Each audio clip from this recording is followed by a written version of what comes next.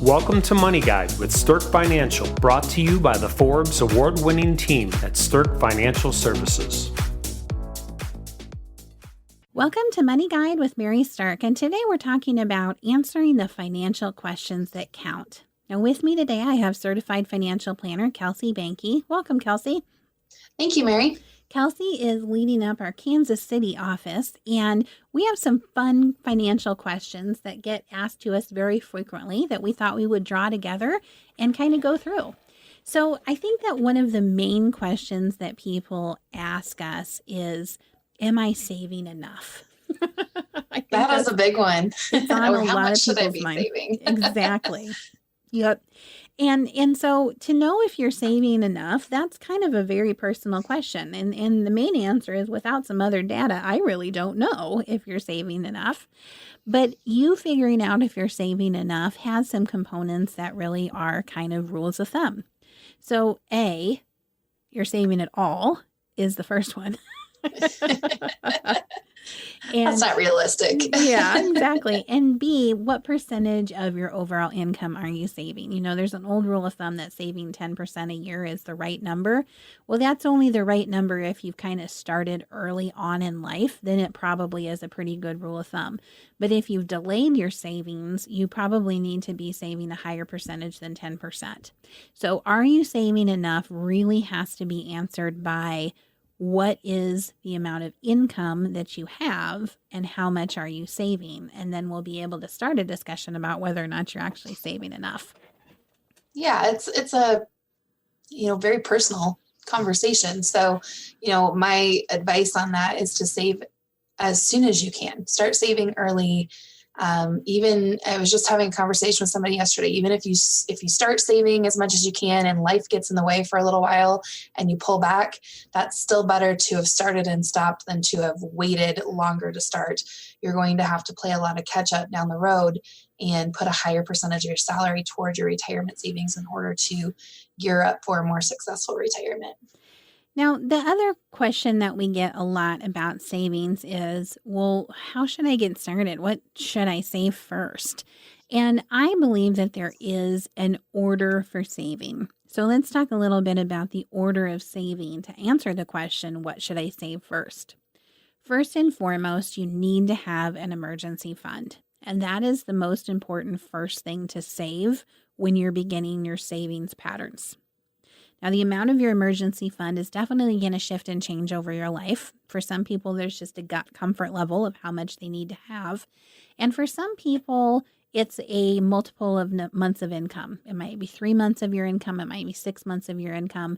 But whatever your number is, your emergency money, establishing that is numero uno when it comes to saving. Absolutely. That one should be the number one goal. And, thinking through that, you have to have an emergency fund in order to build a healthy financial foundation.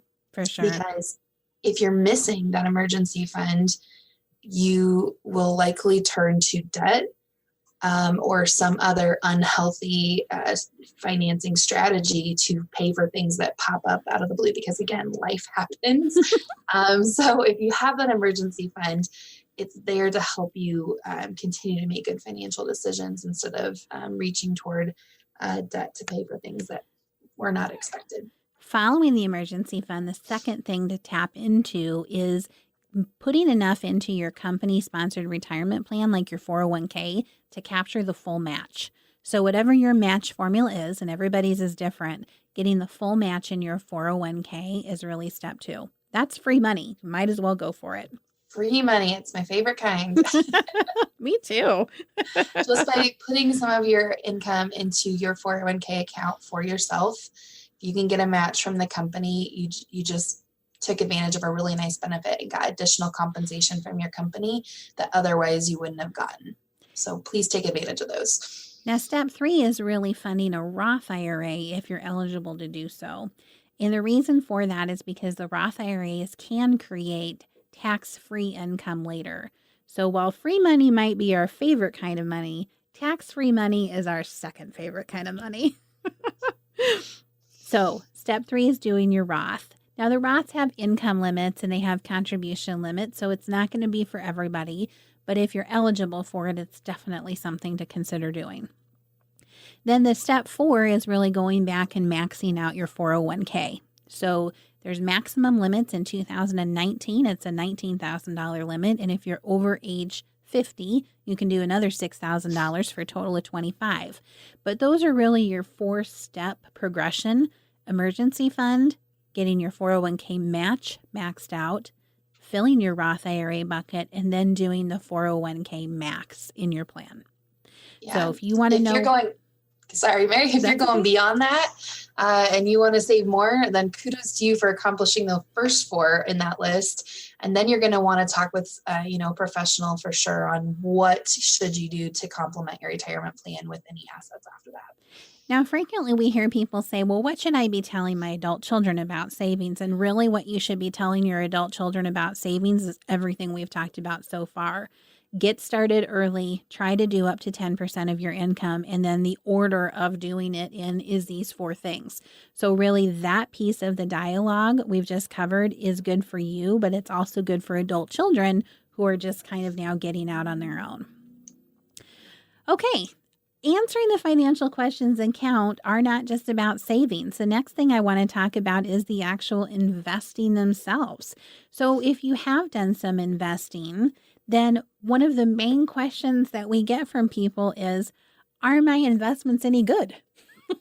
I think that's a legit question. So how do you know? How do you know if your investments are actually any good? Definitely need to be reviewing them and looking at some information and data. So there's different tools out there, different sites that you can use to give you some analytics on it. But you need to be having a process for reviewing these, because any point in time your funds might look good and you pick another time in the future and all of a sudden those funds might not look good. So this is not a one and done approach. You need to be doing this with regularity. And if you don't feel like you can do a good job yourself, again, seek professional help to help analyze what your investment performance is, and could you be doing better if you were doing something different, or could you be lowering your risk by doing something different? What's the best strategy for you? A lot of different questions go into that. So Kelsey just kind of rolled through a lot of different things that go into it. One of the things that we do as financial advisors is a strategy that's called peer group ranking. So, when you're trying to figure out if your investments are any good, a lot of that is just analytics and math and data. And so we use a service that's called Morningstar that helps aggregate all of the data, and it bringing in all of the math and all the analytics. It kind of breaks it down into what are called asset classes, meaning what's the kind of grouping that your investment sits in, and then it can quantify it for us. So like, what's the average that grouping did? Are you above average or below average? Now, it's a very simplified way to explain peer group ranking, but what it does do is helps us identify if something is above average, average, or below average. And when there's lots of choices of investments out there, you have to really ask yourself, why would you stay in anything that's actually below average? That doesn't seem like it makes a heck of a lot of sense. So, are your funds any good is answered by the solution of peer group ranking and analytics. And that's something where, a financial advisor can really come into play and help. Now, the next question about investing that we frequently get is, how do I pick my 401k funds? And that's a really good question. I get that one all the time. I bet you do. So there's a couple of different answers for that. One is you can do it kind of an easy way. And usually that involves using something that are called target date funds or risk-based funds. And target date funds just mean that you pick one thing that is aligning with the date that you are probably going to retire. And then the company does all of the allocation and diversification work for you. And those are kind of nice. Yeah, it's a great autopilot approach. Not saying you don't ever have to look at it again, but you can feel some confidence that the funds are staying allocated in a balanced way when you use those funds, because the fund manager is responsible for making sure that happens. But also you can feel that your risk is somewhat aligned with your retirement plan. Now, what one person's risk who's retiring in 25 years and another person's risk tolerance for retiring in 25 years, to assume those are perfectly the same would not be reasonable. but you can feel confident that you're not going to have too extreme of risk as you approach retirement, which is something people fail to address as they get closer to retirement. Now, if you're not going to use the target date funds, then picking your own funds inside there really comes down to what is your risk tolerance level, how much risk do you want to have in it, and then creating a diversified set of choices that aligns across the asset classes with your risk level. So most 401k plans have quizzes you can take or little, questions you can go through online that'll help you with that process. The other thing, though, is a financial advisor can come in and analyze all of the holdings inside your 401k plan and suggest to you within the context of your planning what are the best funds for you to use and whether or not the target date funds might be a better option for you than picking your own or vice versa. It just depends on what's available to you in your plan. So those are some things that you can keep in mind with that. Now, the last question that we get about investing, which is really subjective, is, am I doing the right things?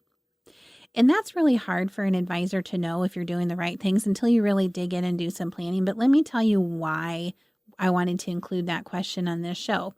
So I was visiting with a client and we had just gotten done with their planning. And I asked them the question, what has been the most valuable part of this planning process for you? And what she said to me, I thought was really important. Now, keep in mind that this person is an attorney and they're an extremely smart person. And what they said to me was this: the most valuable part of the planning process was knowing for sure I was doing the right things. I'm an information hound. I have always tried to figure out what should I be doing? Is it the right thing to do? But there's so much noise out there. There's so much information out there. I didn't know if I should actually be doing that, how much I should be doing, what's the right order to do things in. Am I crossing all of my, T's and dotting all of my I's? And going through a planning process has helped me know exactly what to do and when to do it. And so I think that the answer to, am I doing the right thing, really comes down to your own financial situation and looking at it to say what's unique about your situation and how do you align the money you have with the life you want to lead. Yeah. And it really, the effectiveness of your financial planner and the work that we do is only as good as the information you share. So if you give us one account and you say, am I doing the right things here? We can tell you how to best maximize that account based on that information. However, things that are happening outside of that account that are also related to your financial situation are going to impact that and going to impact how we answer those questions. So holistic financial planning is very valuable in helping you understand if you're taking advantage of the things that you should be doing, and if you're doing things wrong, how to stop or to divert that to a different avenue. It truly is valuable from that perspective. And I think we get that kind of feedback frequently. It's like, okay, now I understand how all the pieces come together and I understand how Clarity. to make these decisions. Yep. So very, very valuable for clients that choose to do that. Congratulations to Mary Sterk and the team at Sterk Financial for earning a spot on multiple Forbes lists for 9 years running, including the 2026 Forbes Best in State Wealth Advisors and the 2026 Forbes Top Women Wealth Advisors Best in State. Welcome back to Money Guide with Mary Sterk, and today we're answering the financial questions that count. So we've taken time to go back and look and think about what are the most common financial questions that we get from people when they're talking to us. So we've talked a little bit about savings and investing, and now I want to dive into retirement. So I think the most common retirement question that we get is, when can I retire? That's a hot topic. I know. A lot of people, it's like, right now, I want to retire right now. And then there's equally as many people who are like, oh, I don't know if I ever want to retire. So it really depends on what your goals are. But answering the question of when you can retire really is answering the question of, at what point has work become optional for you? And work becomes optional when you have enough money to support the lifestyle you want to lead without having to go earn more. So there's a lot of moving parts to that question, which why it's not easily answered and why financial planners and retirement planners have jobs. But in order to figure out when you can retire, you really have to figure out What are your income sources that are going to come in for you in retirement? What kind of amount of value can you pull off of your retirement assets? And between those two things, does that give you the lifestyle that you want? If it gives you the lifestyle that you want, then work is optional. You could retire now. Even if you don't want to, you don't have to. It's just letting you know you can. But if those sources don't give you the amount of income to support the lifestyle you want, then you're not there yet. Work is not optional yet for the lifestyle that you want to live. And so the answer to when can I retire really just has to do with, do your assets and income sources create the lifestyle that you want to lead? Right. And I think that that's sometimes a challenge for people to answer, is they aren't always sure what they want their lifestyle to be in retirement or what that will cost. And that's not really something for us to answer for you, because everybody, how they want to spend their time and how much money they need to fund that kind of lifestyle is completely different. There are people that can live very happily and comfortably on, $25,000, $30,000 a year. And there are people that are like, nope, I need $1 million a year before I'm going to feel like I'm living the lifestyle I want. And neither one of those things is wrong. It's just two completely different types of planning and asset levels that you have to support that. So if this is a question, when can I retire, that you're asking, and you haven't given thought to what your life's going to look like when you're done working, that's where you need to start. Is what is it going to look like? And then you need to start looking at what kind of money have you put away so far? What kind of income sources do you expect to have? And slowly the puzzle unravels from there for you. Yeah. The number 2 question we get is, well, how much money do I need to retire? And really the answer is exactly the same as we just answered the first question. It used to be people were like, if I had $1 million, I could retire. And I can tell you easily now that a lot of people we work with have millions or more. And it's not enough because their lifestyle is significantly higher than what lifestyles used to be. So if you have a simple lifestyle and you don't feel like you have much debt and you don't have a lot of monthly needs, it's going to come, a point sooner, and you have less money that you have to build up to be able to provide that. So the life you want to lead is the most important piece of your retirement puzzle. Absolutely. Okay, let's move on to the next topic of answering the financial questions that count, and that comes to surround insurance. So one of the most common questions we get surrounding insurance is, do I have enough life insurance? So life insurance goes through different phases. When you're younger, it's about protecting widows and children if you as the breadwinner are no longer available to help bring money in. When you're in your middle years and your children are grown and it's maybe just you and a spouse, then life insurance is more about making sure there's enough money there to provide for your spouse through a comfortable retirement if you're not there to continue to save retirement dollars. And then when you get to the later part of life and your retirement's in the bag and your children are grown, really it becomes about legacy planning. Do you want to leave any type of legacy financially for loved ones or for charity? So those are the 3 phases that life insurance goes through. And when you're thinking about, do you have enough, then there's certain questions that you have to be asking yourself depending on the phase that you're in. Absolutely. And this is somewhere where you see a lot of people that have some specific dollar amount, and I'll ask, okay, how did you come to that dollar amount of insurance? And I don't know, that's just my agent told me to get. Mm-hmm. And here's the thing, that may be the right amount, or that may be enough, maybe more than what you need. But how do you know that? So Again, what are you trying to protect? How much debt would need to be paid off in the event of your death? How much income do you need to provide to family members if you're in the widows and children stage, or the stage where you're trying to help provide for a spouse through retirement? All of that needs to be accounted for to really dial into how much life insurance you have. And then you take it to the next step of what kinds of life insurance should you have. And there's lots of different ways to go about that. But again, starting with the information of how much you need and what are you trying to cover is a step people often skip. And then you have to question, well, do you have the right amount? Which is, I think, why we get this question so often. So I'm a big believer that you shouldn't have $1 more of insurance than the amount that you need. And there's some certain things you can use to figure out how much you need. So for one thing, Kelsey mentioned that you might want to cover debt. If you want your family to be able to stay in the house they're in, is there a mortgage? And so that's the big debt piece. Are there other pieces of debt that you would want to have paid off if something happens to you? So you can add up the amount of debt and know that that's one number that counts towards your formula of figuring out how much you should have. The second thing is, if you have children, do you want money to be set aside to cover college? If you're not going to be there, do you want to ease the burden on your surviving spouse and on your children to make college affordable by setting aside a chunk of money from your insurance benefits to be able to pay for college? If so, then that's a number that you can add into your life insurance formula. And the last big thing is the lifestyle side of it. So how long and at what amount of lifestyle income do you want to provide for the family that's left behind? Now, I've had people say, well, I don't want my wife to go down and party in the Bahamas with the pool boy, so not very much.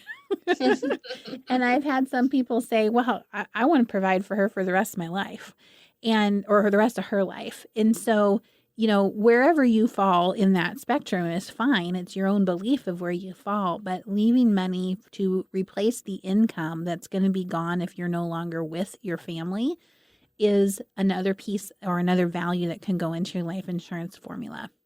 So those are kind of the big things that you want to be looking at.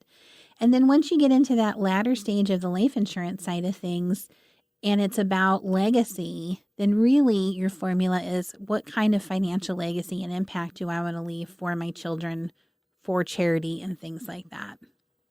So that's the most important life insurance question that we see people ask. Now, one thing I want to mention is that we do have a free giveaway from June 8th through June 12th. My book, Ready to Pull the Retirement Trigger, is actually available for free on Amazon. I've arranged for it to be free for this 4-day period. And if you go out there and download it during that time, you'll be able to get lots of numbers that count for you when you're planning for your own future.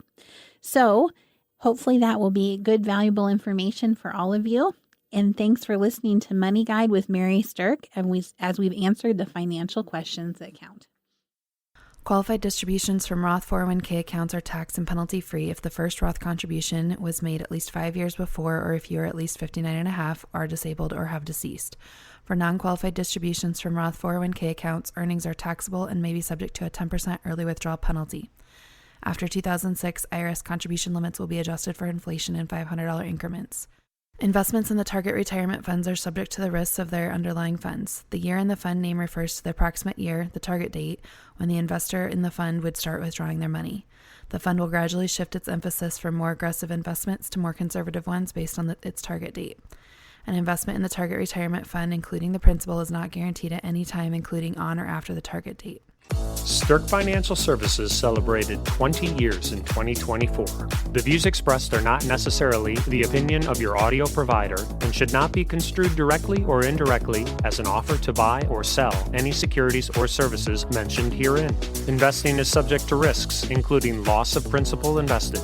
Past performance is not a guarantee of future results. No strategy can ensure a profit nor protect against loss. Please note that individual situations can vary. Therefore, the information should only be relied upon when coordinated with individual professional advice. Securities and investment advisory services offered through Osaic Wealth, Inc., member FINRA, SIPC. Insurance offered through Sterk Financial Services, which is not affiliated with Osaic Wealth. Osaic Wealth is separately owned, and other entities and/or marketing names, products, or services referenced here are independent of Osaic Wealth. The rankings for the Forbes Best in State Wealth Advisors list by Shook Research is based on due diligence meetings to evaluate each advisor qualitatively, a major component of a ranking algorithm that includes client retention, industry experience, review of compliance records, firm nominations, and quantitative criteria, including assets under management and review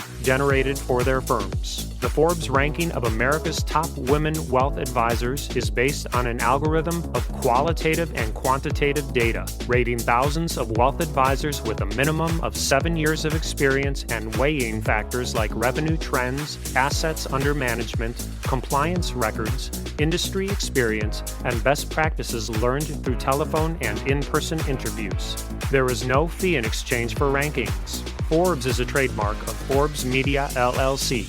All rights reserved. Rankings and recognition from Forbes, Shook Research are no guarantee of future investment success and do not ensure that a current or prospective client will experience a higher level of performance results, and such rankings should not be construed as an endorsement of the advisor.